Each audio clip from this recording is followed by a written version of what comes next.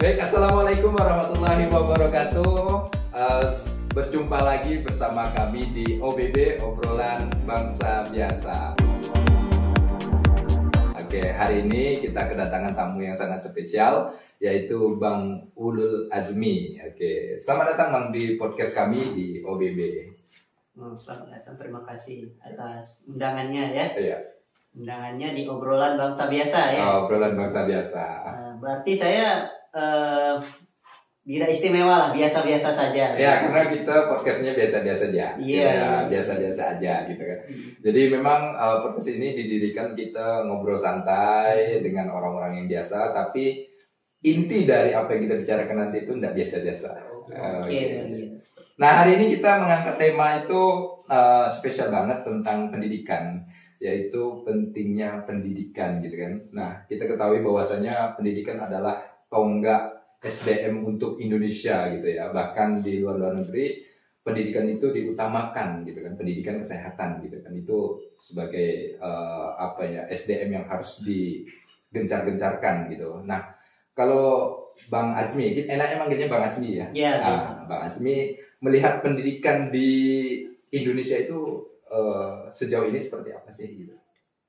Oke, kalau kita bicara Indonesia, saya pikir bicara lebih ke bawahnya dulu ya. Iya. Untuk tingkat kecamatan, terutama untuk tempat kita ya, kecamatan. Saya pernah melihat bahwa ada sebuah pendapat bahwa pendidikan itu adalah bagaimana cara mengubah realitas, mengubah keadaan yang dulunya biasa kemudian menjadi berbeda. Nah, itu yang kan. Untuk melihat pendidikan yang ada sekarang di Terentang, saya melihat bahwa ada beberapa kemajuan yang saya lihat dari tingginya minat sekolah anak-anak kita, yang mulainya dulu dari SMP untuk melanjutkan ke jenjang berikutnya itu sedikit, sekarang sudah mulai bertambah. Dan untuk tingkat berikutnya dari SMA ke perkuliahan itu lebih banyak daripada tahun-tahun sebelumnya. Ini pandangan saya bukan karena saya guru ya Pak ya. Okay. Bukan saya karena guru Pak Jatmiko, tapi karena memang saya hanya senang saja dengan pendidikan itu. Saya ada sedikit cerita ini tentang pendidikan kita. Oke, gimana tuh Bang? Tadi kalau kita bicara positifnya, ini ada beberapa hal yang memang menurut saya perlu ada sedikit pembenahan, seperti misalnya kinerja guru dan lain sebagainya. Oke. Cerita saya begini, suatu pagi sekitar jam 8.30 biasanya rutinitas kami itu bekerja. Pertama saya menuju perjalanan ke kabupaten, gitu. Melihat seorang guru, beberapa bahkan ada 5 atau 6 rombongan. Mereka itu baru melakukan perjalanan sampai di penyeberangan Sukalanti. Ya, penyeberangan ya. Pukul 8.30. Nah, saya bertanya-tanya, kok datangnya 8.30 gitu kan? Sedangkan sekolah biasanya masuk pukul 7 pagi gitu kan? Iya. Nah, mungkin saya pikir pada saat itu hal yang biasa-biasa saja. Mungkin ada jam mereka yang dimundurkan atau lain segala macam. Iya. Juga ada perubahan jadwal gitu kan? Tetapi saya melihatnya itu terjadi berkali-kali. Nah, pertanyaan saya adalah, kalau sampai di penyeberangan saja sudah jam 8:30 pagi, dan sedangkan sekolahnya berada di desa yang jauh dari penyeberangan tadi, di daerah Rada Baru, itu sampai ke sekolahnya jam berapa? Itu yang pertama. Yang kedua, setelah sampai di sekolah, apakah efektif untuk mengajar? Ya, karena capek ya. Ya, karena capek. Perjalanan. Pasti, iya. Mas Jatmiko juga merasakan itu kan? Iya, pasti capek. Dan yang pertama itu apakah jam berapa dia sampai? Yang kedua, apakah efektif dan mengajar? Dan yang ketiga, apa yang akan diajarkan kepada muridnya dengan kondisi fisik yang tidak prima? Iya. Itu yang pertama ceritanya. Yang kedua uniknya adalah ada murid bercerita bahwa gurunya itu sampai di sekolah memberikan tugas dan tidur. Oh gitu? Iya, dan tidur sehingga apa yang didapat siswa itu hanya sekedar tugas dan catatan yang diberikan oleh guru.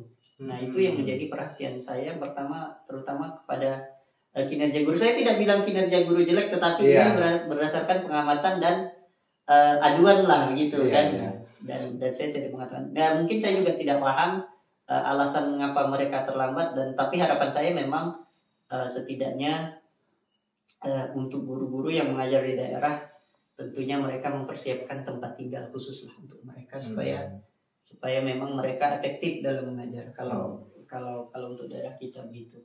Ya nggak tahu di daerah lain bagaimana gitu kan ya. Berarti satu di antara membuat dapat sistem lah ya terganggu gitu kan. Jarak guru dari tempat tinggalnya ke tempat ngajarnya yang sangat jauh gitu ya. Nah, apakah tidak ada inisiatif gitu kalau dilihat dari yang terjadi gitu kan? Mengapa dia tidak berinisiatif untuk mungkin tinggal di mungkin perpustakaan gitu kan, yang mungkin kosong kan, atau memang bahkan rumah dinas sebenarnya ada. Rumah dinas ada. Apa faktornya dia yang harus biasanya pulang pergi gitu kan? Kebanyakan lah gitu. Kebanyakan. Yang pertama juga memang akses dari kecamatan kita itu ke kabupaten itu tidak jauh. Yang pertama. Yang kedua juga saya pikir alasan mereka tentunya untuk lebih dekat kepada keluarga. Iya, keluarga ya. Iya, tetapi saya rasakan guru dulu ya. Guru dulu itu asalnya dari Jawa. Ya, dari kalau di kabupaten itu biasanya di Kabupaten Sambas. Kabupaten Sambas. Iya, dari Jawa dan Kabupaten Sambas. Kalau di tempat saya, saya. Sehingga mereka itu berdomisili langsung di tempat mereka mengajar. Tidak ada godaan untuk pulang, karena kalau mereka pulang akan sulit lagi untuk kembali. Iya. Tapi kebanyakan guru yang berada saat ini ialah bukan asal dari tempat tinggalnya ya. Rata-rata dari luar kota semua. Terutama yang PNS. Baik teman-teman, Terentang itu merupakan kecamatan yang berada di Provinsi Kalimantan Barat gitu. Buat teman-teman yang belum tahu Terentang, nanti boleh dicari di Google Map di mana itu daerah Terentang gitu ya. Nah, menarik sekali kalau melihat faktor-faktor dan cerita tadi dari Bang Azmi gitu ya, bahwasanya guru yang jauh dari tempat tinggalnya untuk ngajar di Terentang karena kelelahan fisik dan sebagainya. Nah, itu presentasinya seberapa banyak guru yang mengajar di Terentang dari tingkat SD, SMP maupun SMA yang melakukan aktivitas pulang pergi dari rumahnya sampai ke sekolahnya gitu kan, yang memang jauh gitu. Ya. Saya tidak bisa memastikan presentasi pasti. Cuman saya pikir sekarang dengan aksesnya agak lebih mudah dari dulu. Saya rasa jika mereka berdomisili di luar kecamatan Terentang, itu hampir bisa dipastikan mereka pulang pergi. Pulang pergi gitu ya? Jam 8:30 baru sampai di penyeberangan, jam 11 pagi udah mulai pulang. Iya, mulai pulang. Untuk tingkat SD ya? Ya, tingkat SD. Iya, kalau SMP saya juga kurang paham, apalagi SMA. Dan ini mohon maaf, bukannya saya mengatakan ini sebagai kritik saya terhadap instansi tertentu. Cuman ini berdasarkan analisa saya bahwa guru itu sekarang diberikan tanggung jawab yang besar kepada pendidikan.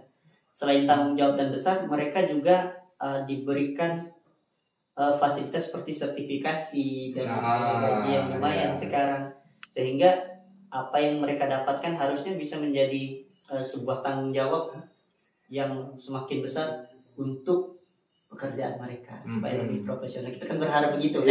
Iya, benar. Nah, selain dari guru gitu ya, mungkin kita tidak bisa mengatakan semua guru, tapi ada beberapa gitu ya. Faktor lain gitu kan, faktor lain yang tidak mendukung untuk proses pembelajaran itu terjadi juga, apa aja itu kalau menurut Bang Azmi gitu? Begini Mas. Resiko kita memang kekalahan kita itu di kecamatan pinggiran. Iya, kecamatan pinggiran. Kecamatan pinggiran itu kekalahan kita dengan kecamatan yang berada di dekat kota itu ada dua yang saya pandang. Teknologi informasi dan bahasa. Dan dua hal itu saya rasa tertinggal sekarang untuk daerah kita, karena memang fasilitasnya tidak mendukung. Seperti ketersediaan komputer, bandingkan saja ketersediaan komputer kita di di kabupaten dengan di kecamatan sangat berbeda sekali. Dan yang kedua bahasa. Saya lihat anak-anak di kota sekolahnya sudah ada sekolah yang bilingual 2 bahasa sedangkan kita di sini untuk pelajaran bahasa Inggris saja masih ada yang di handle dengan guru yang enggak linear enggak linear. Artinya guru-guru yang bukan guru bahasa Inggris. Bahkan bahasa Inggris ditemui ketika mereka duduk di bangku SMP ya. Iya, mungkin kalau di kota PAUD atau TK udah dapat bisa jadi. Dan di SD apalagi gitu. Dan memang dibantu oleh orang tua yang mensupport untuk bimbel gitu ya. Iya. Bahkan jangankan komputer. Di SMP baru saja itu atapnya mungkin sudah hampir separuh hilang. Oh iya, ada ya? Ada, masih ada. Boleh kita cek nanti. Boleh dicek ya. Kapan-kapan nanti kita main ke sana untuk ngeceknya ya. Sehingga keselamatan siswa itu untuk belajar itu sangat berisiko sekali untuk bisa terkena bongkahan kayu yang jatuh dari atas. Itu yang saya perhatikan ya. Jadi siswa ketika belajar juga khawatir gitu ya? Iya, tidak merasa tenang gitu ya? Kalau tidak salah itu dipindahkan ke lokal yang lebih bagus. Bahkan lokal yang dinilai sangat berbahaya itu tidak tahu ya masih difungsikan atau tidak. Iya. Saya pikir memang kalau kita bicara tentang pendidikan ini dari tahun ke tahun kayaknya memang sebuah problematika yang tidak ada habis-habisnya ya. Dari pergantian pemimpin kebijakan, kemudian kurikulum dan sebagainya. Tapi mengapa di Kecamatan Terentang masih menyelesaikan masalah-masalah tentang tenaga pendidik, kemudian fasilitas dan sebagainya? Apakah dari tahun ke tahun tidak ada untuk mengurangi masalah-masalah ini sehingga masalah yang lain pasti akan datang nih gitu kan? Contoh umpamanya tadi dengan tenaga pendidiknya, kemudian fasilitasnya gitu. Mengapa itu masih terus berulang gitu permasalahan-permasalahan itu? Bahkan terakhir saya pernah mendengar di tahun 2019 itu kan pengangkatan PNS terakhir gitu ya, kalau tidak salah ya. Dan saat ini yang 2020 ke atas itu kan udah P3K gitu. Ada 2019 terakhir itu guru yang baru ditempatkan di Terentang, kemudian belum saja mengajar sudah mau mengajukan pindah gitu ya, mengajukan pindah. Nah ini kan menurut saya sesuatu hal yang di luar nalar lah gitu ya. Toh sekarang banyak akses untuk menuju ke Terentang gitu kan, tidak seburu-buru gitu kan. Nah mengapa di Terentang ini permasalahannya masih seputar itu saja gitu? Apa yang terjadi di mana letak beberapa mungkin item yang memang harus diperbaiki lah gitu? Mungkin untuk poin ini kita perlu diskusi dengan Korwil ya. Korwil ya? Korwil apa itu? Koordinator wilayah PT Pendidikan kita di sini. Okay. Saya pikir kalau untuk mengatasi hal tersebut kembali kepada dedikasi masing-masing. Ya dedikasi ya, kepeduliannya gitu ya. Terus loyalitas dia itu kan. Bagaimana ketika mereka jadi PNS itu sudah dibuatkan surat pernyataan tidak pindah 10 tahun.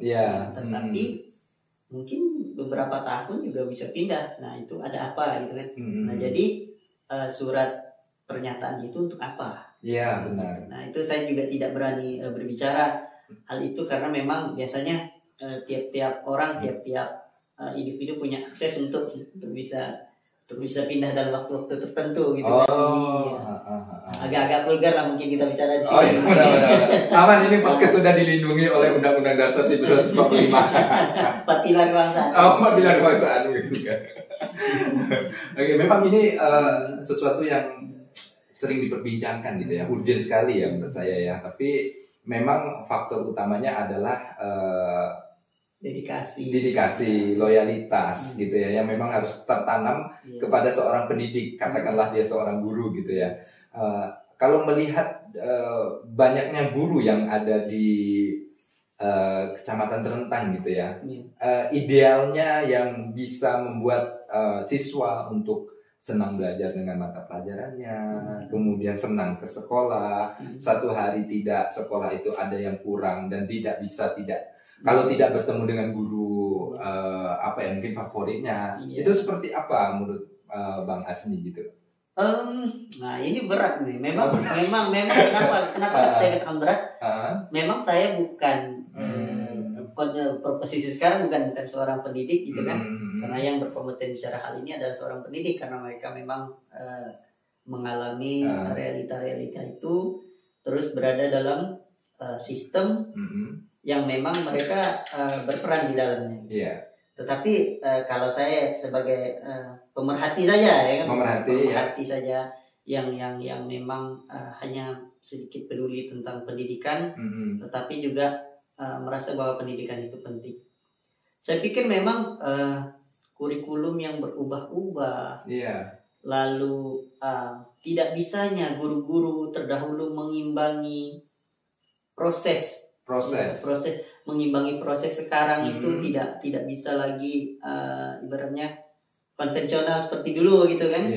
Artinya memang ada sebuah penyesuaian yang harus dilakukan pada zaman sekarang. Sekarang itu kalau saya lihat anak-anak. Nah, karena kebetulan saya juga senang dengan anak-anak gitu kan, dan sering berinteraksi dengan mereka. Mereka itu konsentrasinya sudah tidak seperti kita dulu. Kalau dulu ada penelitian bahwa kita ini bisa berkonsentrasi 15 menit pertama. 15 menit pertama. Setelah 15 menit berikutnya, konsentrasi kita semakin berkurang. Nah, anak-anak sekarang itu problematikanya lebih parah. Konsentrasinya bukan lagi 15 menit menurut saya. Berapa menit itu? Ya, mungkin di bawah 15 menit. Gitu ya? Lebih sedikit ya? Ya, karena apa? Karena mereka sekarang memang ada sebuah mungkin penelitian menunjukkan bahwa ketika banyak berinteraksi di media sosial, seperti Instagram ataupun Facebook, Twitter, TikTok, segala macam, mereka menyajikan video-video yang berubah-ubah. Satu kali scroll video yang berbeda, dua kali video yang berbeda, sehingga otak kita itu katanya itu akan apa ya? Akan mengakses informasi yang bermacam-macam. Nah, dalam kurun waktu yang sebentar. Nah, sehingga menyebabkan kita susah berkonsentrasi, tidak fokus. Nah, itu yang menyebabkan anak-anak sekarang menurut saya susah untuk berkonsentrasi, dan juga ketika kita gunakan metode yang terdahulu, saya pikir tidak akan efektif untuk mereka menerima pelajaran. Berarti satu di antaranya guru harus berinovasi dengan perkembangan zaman gitu kan ya. Tidak bisa monoton yang cara dari dulu dibawa ke kurikulum 94 gitu kan. Dibawa sekarang. Apalagi ditambah dengan kurikulum yang selalu berubah-ubah gitu kan. Nah, saya pernah melihat video sebuah pernyataan dari siswa SMA gitu ya, mengatakan dia sangat mengeluhkan dengan sistem kurikulum yang selalu berubah-ubah. Kita baru mempelajari kurikulum A, belum aja tuntas sudah terganti oleh kurikulum yang baru, dan itu terus berjalan seperti itu. Nah, apakah juga mempengaruhi kurikulum yang diterapkan gitu kan? Ada beberapa sekolah yang tidak mungkin sekolah swasta, kemudian dapat dikatakan mungkin bisa pondok pesantren gitu kan, mempunyai kurikulum sendiri gitu kan. Di manakah letak keuntungan dan kelebihan dari perubahan-perubahan kurikulum itu gitu kalau menurut Pak? Saya pikir pemerintah itu memperbaharui kurikulum itu, saya pikir adalah bagaimana menciptakan formula pendidikan yang terbaik gitu ya. Artinya dari kurikulum kemarin mereka pikir kurang efektif, maka berubahlah kurikulum kemudian. Mungkin sekarang dirasa belum cocok, berubah lagi. Nah, itu masalah birokrasi gitu kan. Kita tidak punya wewenang untuk mengubah kurikulum. Dan untuk kurikulum saya pikir mau tidak mau, suka tidak suka kita harus mengikuti itu. Karena kita berada dalam naungan pemerintah, artinya memang harus berperan serta untuk menjalankan kurikulum yang memang diberikan. Namun tidak ada salahnya guru itu mengikuti kurikulum, namun dengan tata cara mengajar yang memang memiliki inovasi tadi. Inovasi tadi disesuaikan dengan ketertarikan siswa seperti apa. Dan yang pasti memang anak-anak itu sekarang tidak bisa lagi dijejali yang namanya dengan hafalan. Hafalan. Ada seorang guru, saya pernah dengar cerita bahwa dia mengajar sejarah. Dia itu niat sekali mengajar sejarah. Niat sekali mengajar sejarah.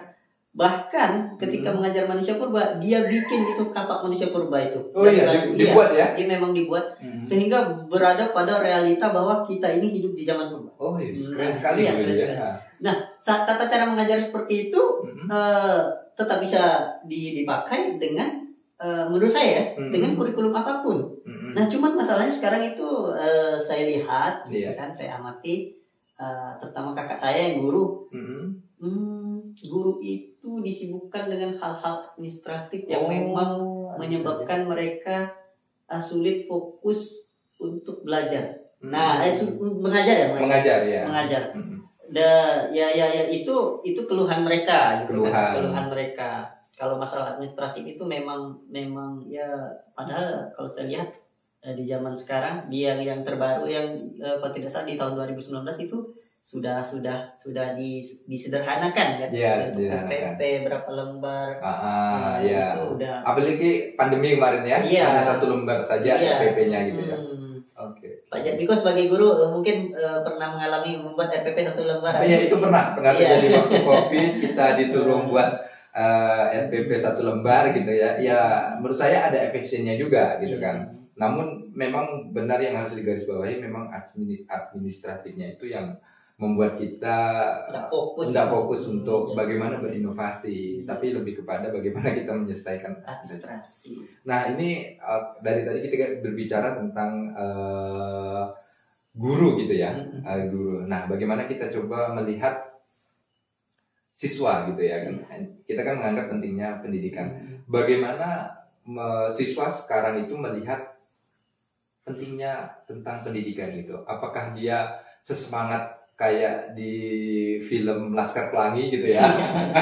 Karena Laskar Pelangi itu menurut saya film pendidikan yang oke banget lah ya, dengan perjuangannya gitu kan, dengan dedikasi seorang gurunya, dengan daya juangnya gitu kan. Nah, dengan mudahnya teknologi saat ini yang sudah menyebar luas juga gitu kan, kita dapat katakan gawai lah HP ini ya. Apakah siswa itu masih bersemangat untuk belajar sekolah gitu kan? Gimana tuh? Begini, kalau kita amati sekarang, kalau untuk kita bandingkan, teknologi informasi itu saya pikir bisa lebih pintar daripada seorang guru. Pengetahuan apapun sekarang. Bagaimana? Dulu kita menggunakan Google, sekarang malah menggunakan AI. ChatGPT itu lebih spesifik apa yang kita mau. Kalau mau bicara teknologi jauh lebih pintar daripada guru. Lebih banyak pengetahuan didapat dari teknologi. Nah, yang tidak bisa untuk sementara sekarang, yang tidak bisa diberikan teknologi itu adalah bagaimana anak itu berimajinasi. Dan berimajinasi itu, untuk menumbuhkan imajinasi itu sulit sekali.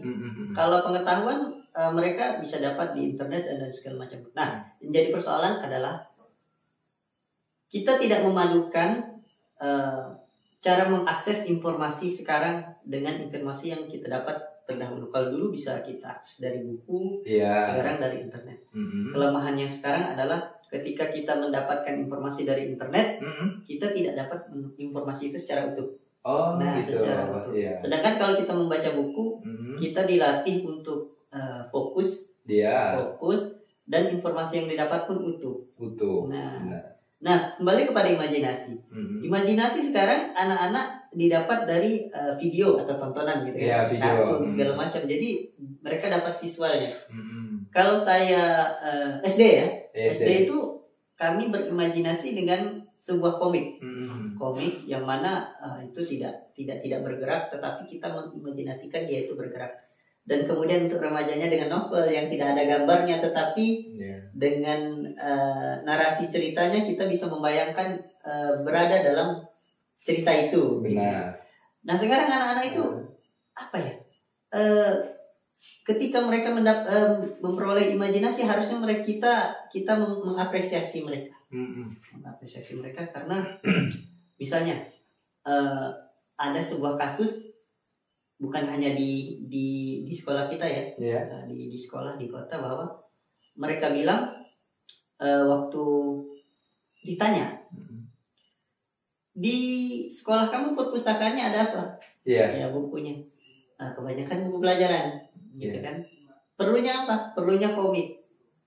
Artinya mereka masih punya minat untuk membaca dan memperoleh imajinasi tadi. Benar. Iya, karena memang di masa mereka gitu Iya, kan. iya. Artinya di sekolah kota. Terus ada juga cerita bahwa anak kecil kelas 5 SD bilang ke saya, "Om, di perpustakaan kami itu ada buku tingginya sesaya." Tinggi banget ya. Saya. Iya. Dia bilang, anak kelas 5 SD ya. Iya.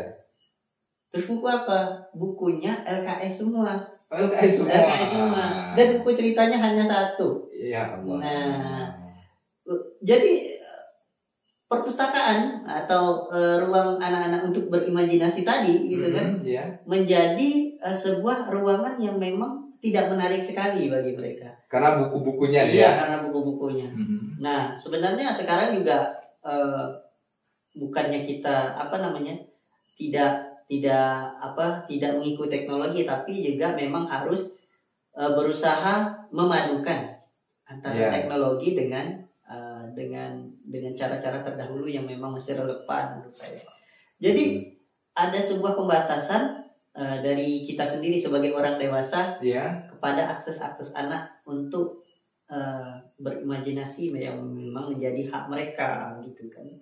Dan pada masa-masa mereka harus berimajinasi sudah dijejali dengan hal-hal yang memang belum waktunya untuk diberikan kepada mereka. Ya, contoh mungkin anak-anak yang balita agar tidak menangis disetelkan musik, ditontonkan video yang ada di YouTube gitu ya. Itu kan memang waktu yang belum tepat untuk diberikan gitu ya. Seharusnya mungkin orang tua yang harus membacakan dongeng, membacakan cerita atau apa. Itu efisiennya seperti itu mungkin.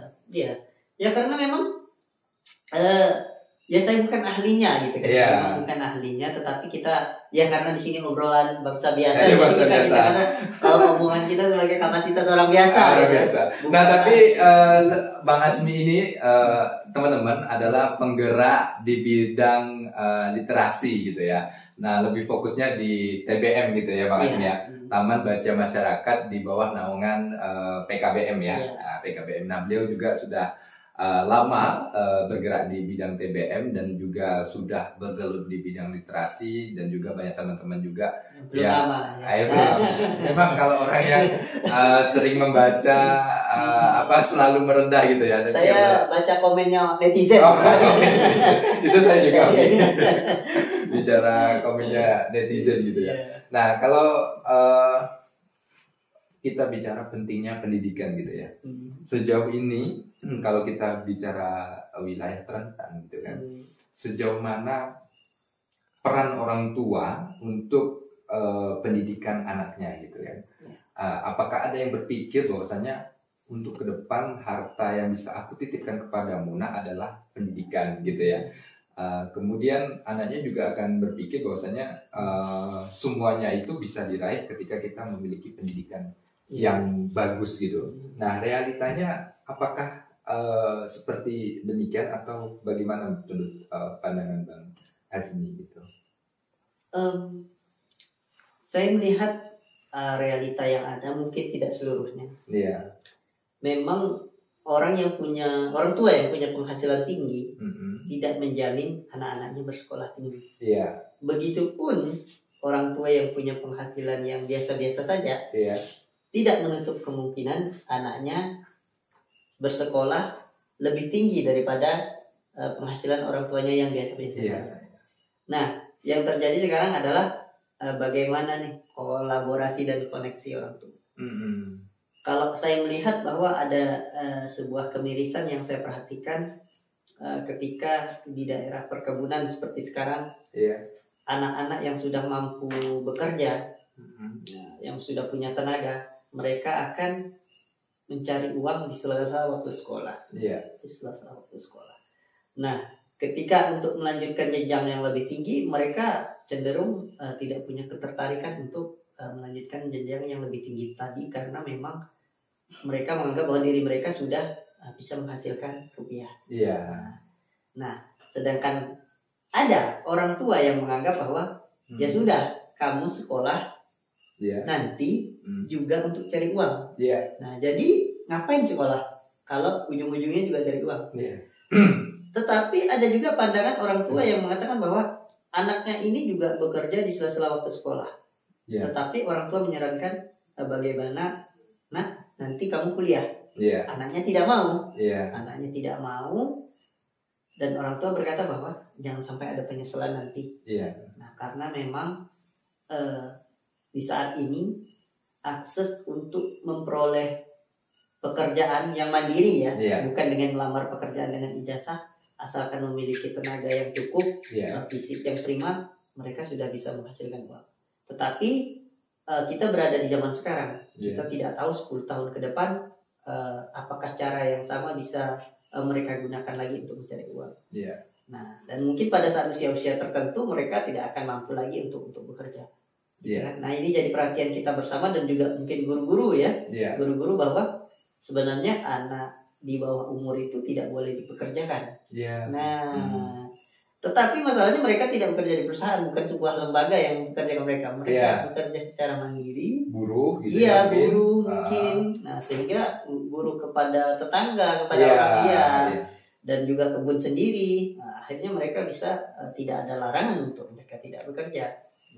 Dan juga saya berharap bahwa kerja keras kita, bahwa menganggap bahwa pendidikan ini bukan untuk kita jadi kaya. Yang telah saya sampaikan ke depan, pendidikan itu untuk mengubah realitas, mengubah keadaan.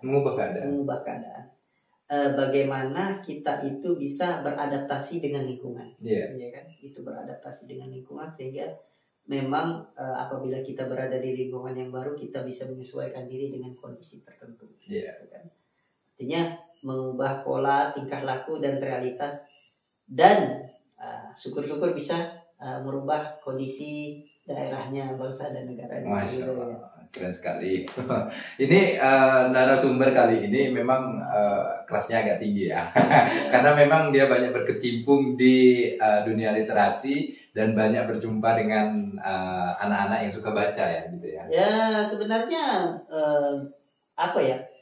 kalau saya pikir bahwa tidak ada paksaan untuk mereka membaca. Tidak ada paksaan untuk mereka membaca.